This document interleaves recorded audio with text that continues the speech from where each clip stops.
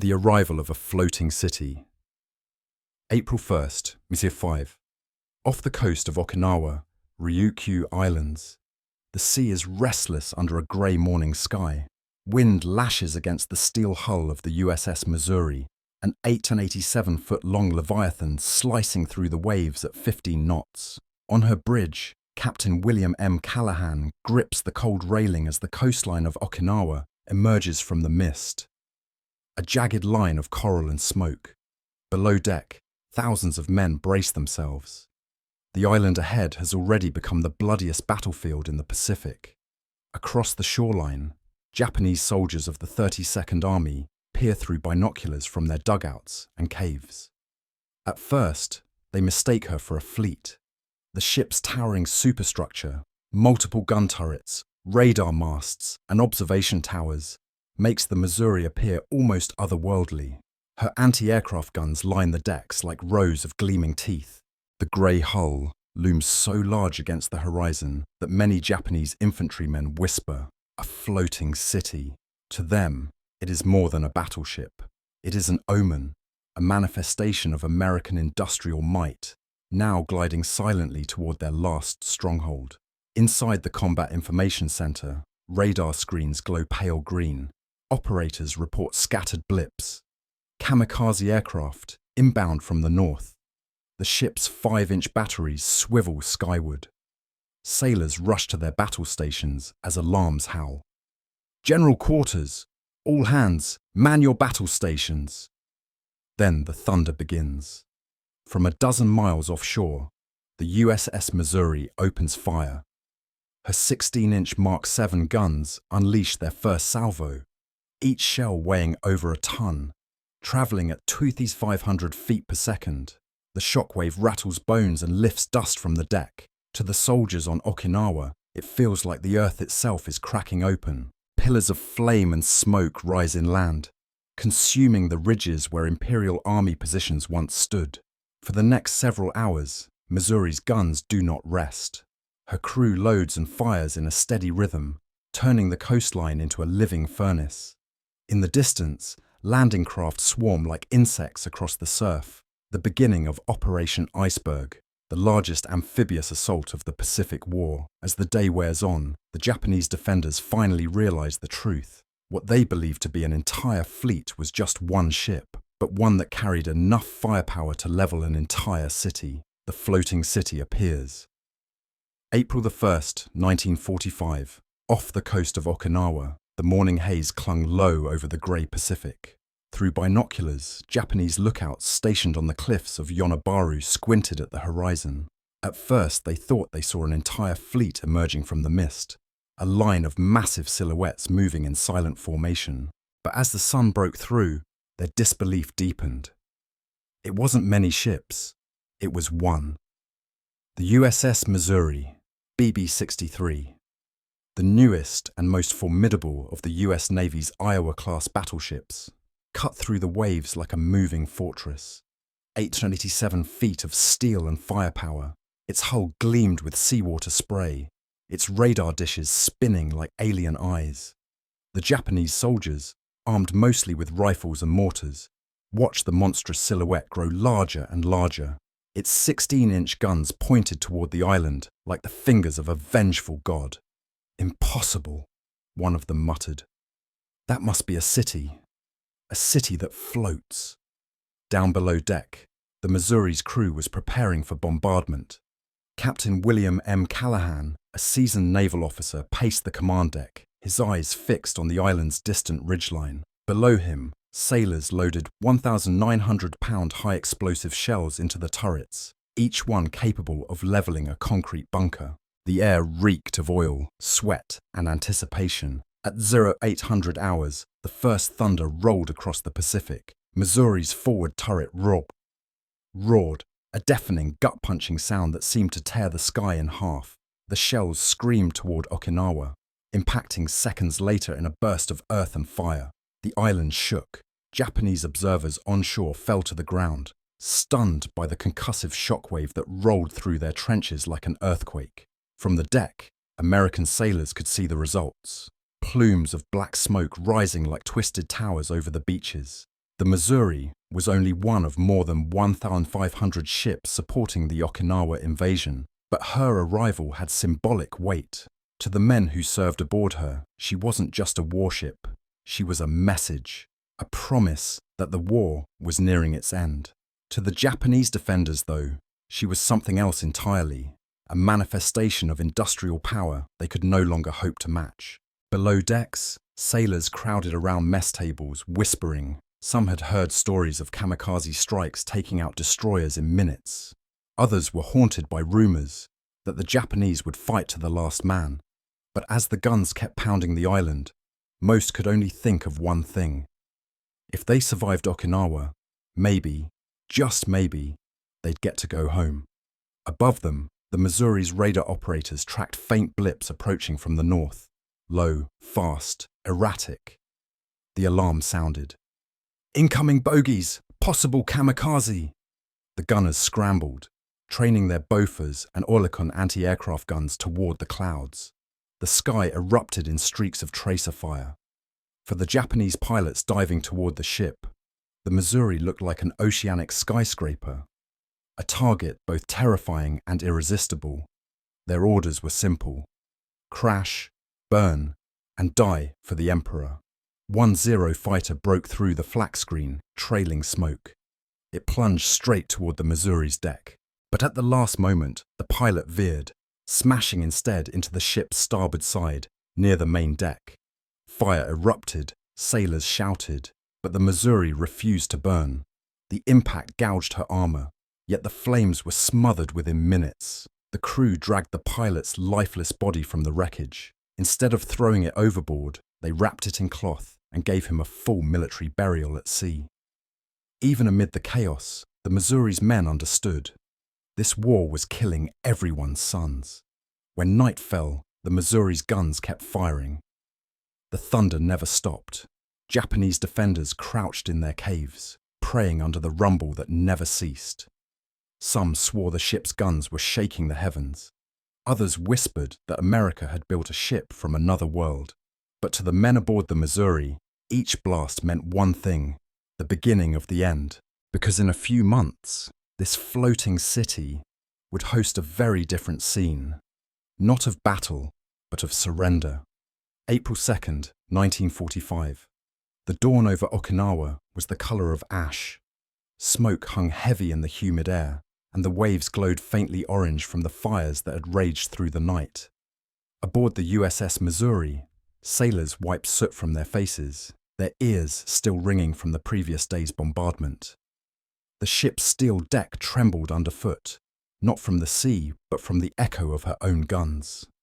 Target grid 49G, load He shells. The order came through the intercom, calm and steady. In turret number 2, men worked in practice rhythm. One loaded, one rammed, one checked the breach. Each shell, nearly a ton of steel and explosive, slid into place with a hollow metallic clang.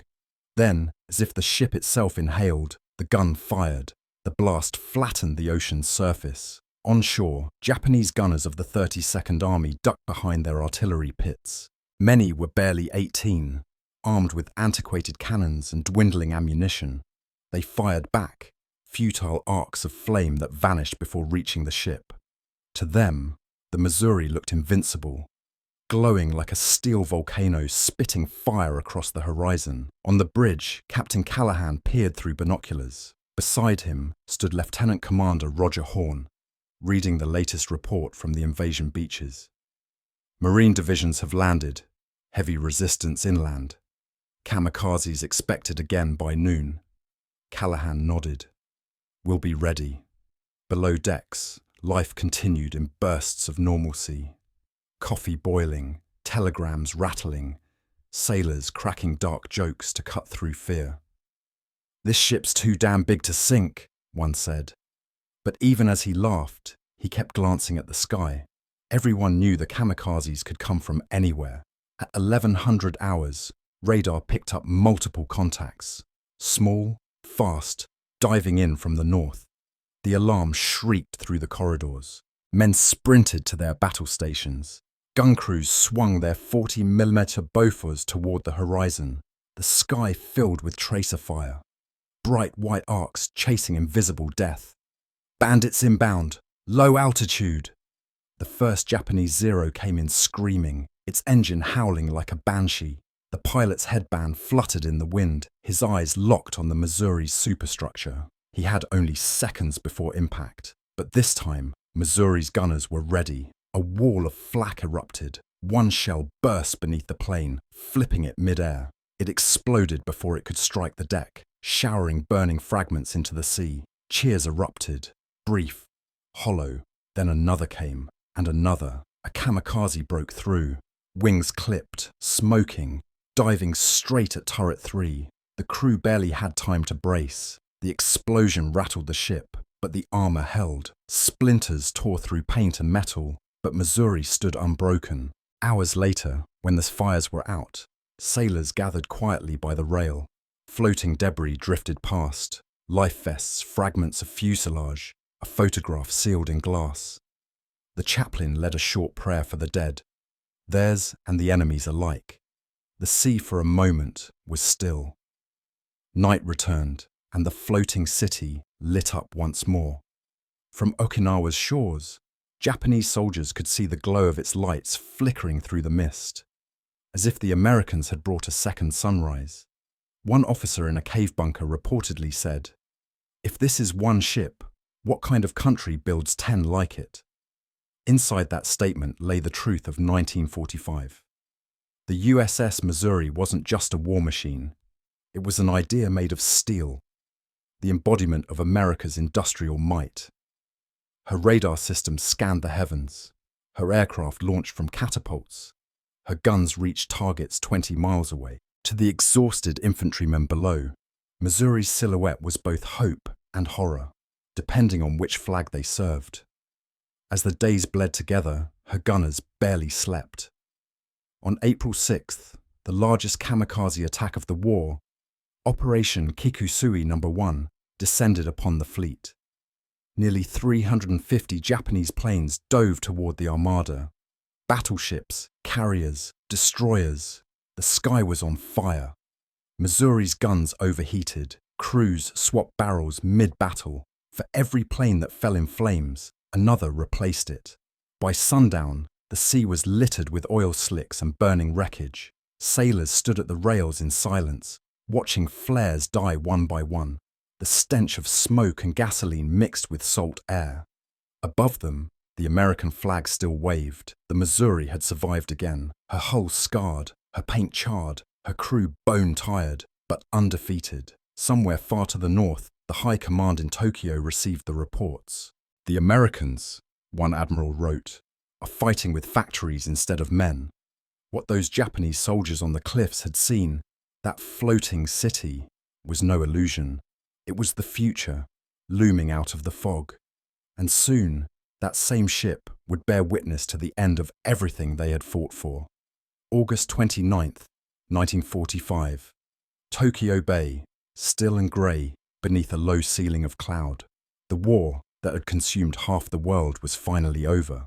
Across the Pacific, in shattered cities and silent airfields, the guns had gone quiet. But in this bay, a new kind of tension hung in the air, not of battle, but of history waiting to be written.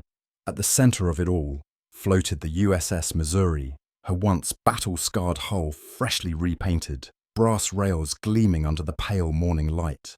Gone were the echoes of bombardment. In their place came the metallic clatter of cameras, the rustle of papers, and the distant hum of launch boats approaching from shore. Japanese soldiers, now prisoners of circumstance, not of chains, watched from a distance as a small motor launch cut through the bay's calm surface.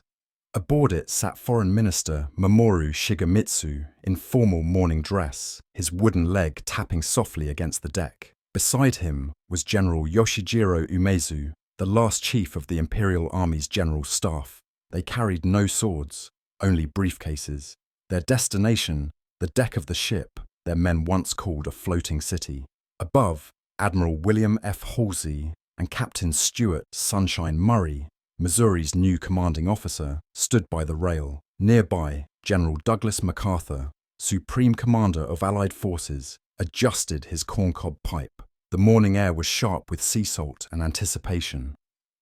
"Signal all ships," MacArthur said quietly. "This is the hour." As the Japanese delegation climbed the gangway, every sailor on deck froze at attention. The flags of the Allied nations, the United States, Great Britain, China, the Soviet Union, Australia, Canada, France, the Netherlands, and New Zealand, fluttered faintly in the breeze. Cameras whirred. The sound of boots on steel echoed like a slow drumbeat. At 9:02 a.m., the ceremony began. General MacArthur stepped forward. His voice, carried by microphones and recorded for history, was calm but resolute.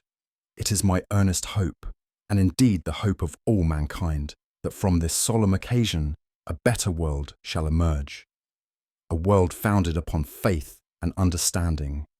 Shigemitsu, hands trembling, removed his gloves. He reached for the pen laid out before him, a simple black fountain pen, and bent over the documents.